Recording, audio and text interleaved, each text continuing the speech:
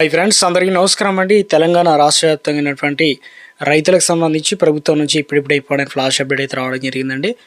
రైతు భరోసా పైసలు అనేది ఎప్పటి నుంచి జమ కావడం జరుగుతుంది, ఈసారి ఎంత మొత్తంలో పెట్టుబడి సొమ్ము అనేది జమ చేయడం జరుగుతుంది. తెలంగాణ రాష్ట్ర వ్యాప్తంగా ఇటీవల కాలంలో వానాకాలం సీజన్లోనే ఎకరానికి 6,000 రూపాయల చొప్పున డబ్బులు అనేది రైతుల ఖాతాల్లో నేరుగా డీబీటీ పద్ధతిలో జమ చేయడం జరిగింది. 9 రోజుల్లోనే 8,700 కోట్ల చిల్లర డబ్బులు అనేది రిలీజ్ చేశారు కదా. తాజాగా వచ్చేసి యాసంగి సీజన్ పైసల కోసం రైతాంగం ఆశగా ఎదురు చూస్తుంది. అయితే తెలంగాణ రాష్ట్ర వ్యాప్తంగా ఈసారి 6,000 రూపాయలు జమ చేయబోతున్నారా, 7,500 రూపాయలు జమ చేయనున్నారా? అదేవిధంగా తెలంగాణ రాష్ట్ర వ్యాప్తంగా వీరికి గుడ్ను చెప్పే ప్రయత్నం చేయడం జరిగిందనమాట. సో రైతులకు సంబంధించి రైతు భరోసా ఈసారి ఎంత మొత్తంలో ఖర్చు చేయబోతున్నారు, ఎన్ని వేల కోట్లు ఇవ్వబోతున్నారు, అదేవిధంగా తెలంగాణ రాష్ట్ర వ్యాప్తంగా ఎప్పటి నుంచి ఈ డబ్బులు అనేది పంపిణీ చేయనున్నారనమాట. ఈ వీడియోలో వచ్చేసి మనకు 2 నుంచి 3 అప్డేట్స్ అయితే ఉన్నాయన్నమాట. ఒక్కొక్కటిగా వీడియోలో తెలుసుకునేటువంటి ప్రయత్నం కూడా చేద్దామన్నమాట. వీడియోను చివరి వరకు చూడండి, అర్థమవుతుంది. మొదటిసారి ఛానల్ వస్తే వీడియో కింద నల్లకల్లా సబ్స్క్రైబ్ బటన్ అయితే ఉంటుంది, దానిపైన నొక్కండి, సబ్స్క్రైబ్ అవుతారు. Bell button all notification activate చేసుకోండి. చూస్తున్నారు కానీ లైక్ చేయడం మర్చిపోతున్నారండి, వెంటనే లైక్ చేయండి. వీడియోలోకి అయితే వెళ్ళిపోదామండి. తెలంగాణ రాష్ట్ర వ్యాప్తంగా ఉన్నటువంటి రైతులకు సంబంధించి ప్రభుత్వం ప్రతిష్టాత్మకంగా తీసుకోవడం జరిగింది. ఇప్పటికే ప్రభుత్వం 6 గ్యారెంటీలో ఒక్కొక్క గ్యారెంటీని అయితే అమలు చేస్తూ వస్తుంది. తెలంగాణ రాష్ట్ర వ్యాప్తంగా ప్రభుత్వం ఎట్టి పరిస్థితుల్లోనూ మరికొన్ని పథకాలు కూడా ప్రారంభించడానికి సిద్ధమైనట్లు అప్డేట్స్ కూడా అందుతున్నాయన్నమాట. రైతులకు మరింత మేలు చేయాలనే ఉద్దేశంతో ఇప్పటికే రైతు రుణమాఫీ అనేది ఇవ్వడం అయితే జరిగింది కదా. అంటే ఇక్కడ సంక్రాంతి పండుగ ముగిసిన వెంటనే కొత్తగా ఎవరైతే ఉన్నారో పట్టా పాస్ పుస్తకాలు వచ్చాయో, చాలా మందికి అయితే కొత్తగా పట్టా పాస్ పుస్తకాలు అయితే ఇచ్చారనమాట. సో వారు దరఖాస్తులు అనేది స్వీకరించేందుకు ప్రభుత్వం అధికారులకు చర్యలు ప్రారంభించాలని ఆదేశాలు అయితే జారీ చేశారు. ఇప్పుడు సంక్రాంతి పండుగ అయిపోయిన తర్వాత, వానాకాలం సీజన్ ముగిసిన తర్వాత కొత్తగా పట్టాలు పొందిన దాదాపు 80 నుంచి దాదాపు 1,00,000 వరకు అయితే ఉన్నారట. సో వీరంతా కూడా ఏం చేయాలని ఏంటంటే డాక్యుమెంట్లు అయితే ఇవ్వాలి. వారు ఆధార్ కార్డు, పట్టా పాస్ పుస్తకం, అదేవిధంగా బ్యాంక్ అకౌంట్ డీటెయిల్స్, వ్యవసాయ అధికారి ఏఈఓను కలిసి డాక్యుమెంట్లు అయితే ఇవ్వాలి. సో ఇక మాకు పట్టాలు వచ్చాయని చెప్పేసి కొంతమంది క్రయ విక్రయాలు జరిగిన వారు ఉంటారు కదా. సో ఇప్పుడు ఏం చేస్తారంటే గతంలో సాగు చేయని భూములు, అందులో కొండలు ఉన్నాయి, గుట్టలు ఉన్నాయి, రాళ్ళు ఉన్నాయి, రప్పలు ఉన్నాయి, అదేవిధంగా రియల్ ఎస్టేట్ వెంచర్లు ఉన్నాయి, పనికిరాని భూములు ఉన్నాయి, పడబడ్డ భూములు కూడా ఉన్నాయి కదా. అంటే వ్యవసాయం చేయకుండా మంచిగా ఉన్నాయి కూడా, కొంతమంది వ్యవసాయం కూడా చేయకుండా అలాగే ఉంటాయి. పెట్రోల్ బంకులు ఉన్నాయి, ఇటుక బట్టీలు ఉన్నాయి, వివిధ ఫ్యాక్టరీలు ఉన్నాయి. సో ఇలాంటి వాటికి కూడా ఇవ్వడం, ప్రాజెక్టుల చుట్టూ ఉన్న ఏదైతే భూములకు ఇవ్వడం. సో ఈసారి అలాంటి పొరపాట్లు తావలేకుండా, గతంలో ఇలాంటి వారికి కూడా పొరపాట్లు జరిగాయన్నమాట.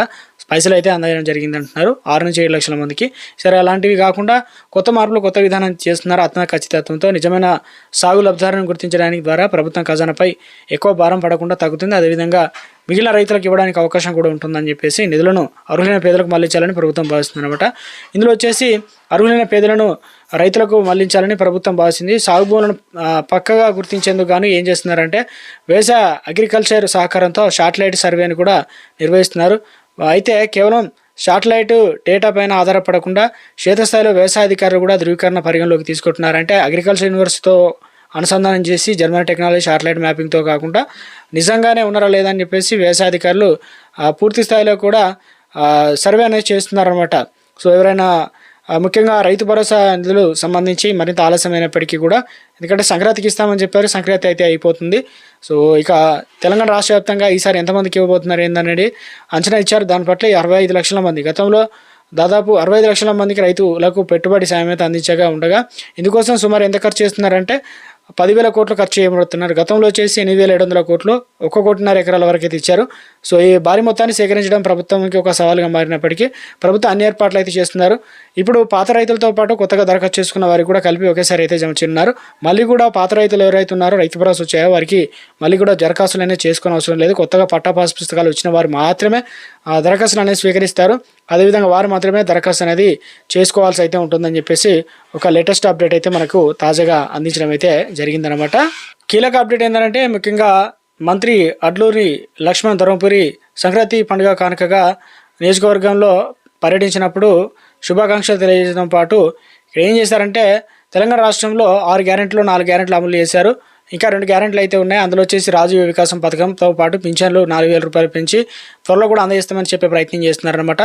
ఇక రైతులకు సంబంధించి మరింత మేలు చేయాలనే ఉద్దేశంతో ప్రభుత్వం ఇప్పటికే తెలంగాణ రాష్ట్ర వ్యాప్తంగా సన్న రకం ధాన్యానికి క్వింటాకు 500 రూపాయల బోనస్ అనేది చెల్లించినట్లు మంత్రి తుమ్మల నాగేశ్వరరావు కీలక ప్రకటన అయితే చేయడం జరిగిందనమాట.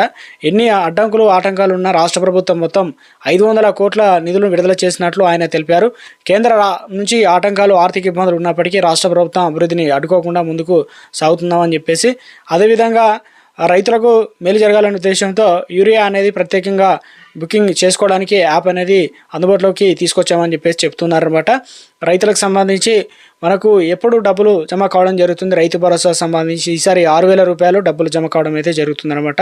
అది కూడా జనవరి 26 తారీఖున ఈ డబ్బులు అనేది రిలీజ్ చేయడానికి ప్రభుత్వం అన్ని ఏర్పాట్లు చేస్తున్నట్లు అప్డేట్స్ అయితే అందుతుంది అనమాట.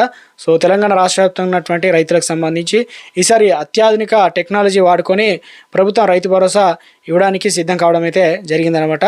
అయితే ప్రధానమంత్రి కిసాన్ సమ్మాన్ నిధి యోజన 21 విడత వచ్చింది. ఇప్పుడు 22వ విడత కోసం ఎదురు చూస్తున్న రైతులకు ఇక ప్రతి 4 నెలలకు ఒకసారి 2,000 రూపాయలు అందజేస్తారు కదా. ఇప్పుడు అందుకు సంబంధించి రైతులకి మొత్తాన్ని కూడా కొంత దేనికంటే ఎరువులు, విత్తనాలు, మందులు, నీటిపారుదల ఇవన్నీ కూడా వాడుకుంటూ ఉంటారు కాబట్టి ఇక 22వ విడతకు సంబంధించి ఎప్పుడు వస్తుందని దానిపైన చాలామంది అయితే ఎదురు చూస్తున్నారు. జనవరి లేదా చివరి వారం లేదా ఫిబ్రవరి నుంచి మార్చి మధ్యలో రైతుల ఖాతాలో డబ్బులు జమ అయ్యే అవకాశాలు అయితే ఉందంటున్నారు. ఒకవేళ రైతులు తప్పనిసరిగా ఇవి అయితే ఉండాలి. గతంలో ఏం చేశారంటే ఈకేవైసీ చేసుకుంటే సరిపోతుందని చెప్పారు. సో అలాంటి కాదు, ఇప్పుడు ప్రతి ఒక్క రైతు కూడా తప్పనిసరిగా ఐడి, రైతు గుర్తింపు కార్డు అనేది 16 అంకెల సంఖ్య అనేది ఉంటుంది. ప్రత్యేకంగా దీన్ని తప్పనిసరిగా అయితే చేయించుకోవాలన్నమాట వ్యవసాయాధికారిని అడిగి మరి. ఎందుకంటే ఐడి ఎందుకు అవసరం అవుతుంది ఏంటంటే ఇందులో వచ్చేసి నిజమైన రైతులు ఎవరున్నారు ఏంటనేది దానివల్ల చెప్తుందన్నమాట. నకిలీ పేర్లు, తప్పుడు రిజిస్ట్రేషన్, డబుల్ ఎంట్రీలు, అదేవిధంగా ఒక కుటుంబంలో 4 ఉంటే 4కి ఇలా రైతు పీఎం కిసాన్ పైసలు ఇలా వచ్చాయి కదా. సో అలాంటి కాకుండా ఇవి చాలా ప్రాముఖ్యం అనమాట.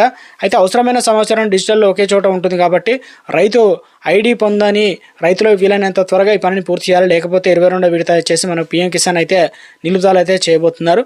ఒకవేళ పీఎం కిసాన్ అనేది డబ్బులు ఆగిపోవచ్చు కాబట్టి తప్పనిసరిగా మీకు 21 విడత వచ్చిన వారు 22వ విడతకు సంబంధించి మీరు ఒకసారి పీఎం కిసాన్ స్టాటస్ అనేది వెబ్సైట్లో ఎంక్వైరీ అయితే చేసుకోండి తరవుగా. ఒకవేళ పెండింగ్ పైసలు మాకు 21, అదేవిధంగా 20 విడతలు కూడా రాని వారు తప్పనిసరిగా ఆధార్ కార్డు ఉంటుంది, మీ యొక్క బ్యాంక్ అకౌంట్ చాలామంది లింక్ చేయలేదంటున్నారు. అందులో వచ్చి ఐఎఫ్సి కోడ్ కూడా మారడం జరిగింది. కేవైసీ అప్డేట్ అనేది చేసుకుంటలేరు అనమాట.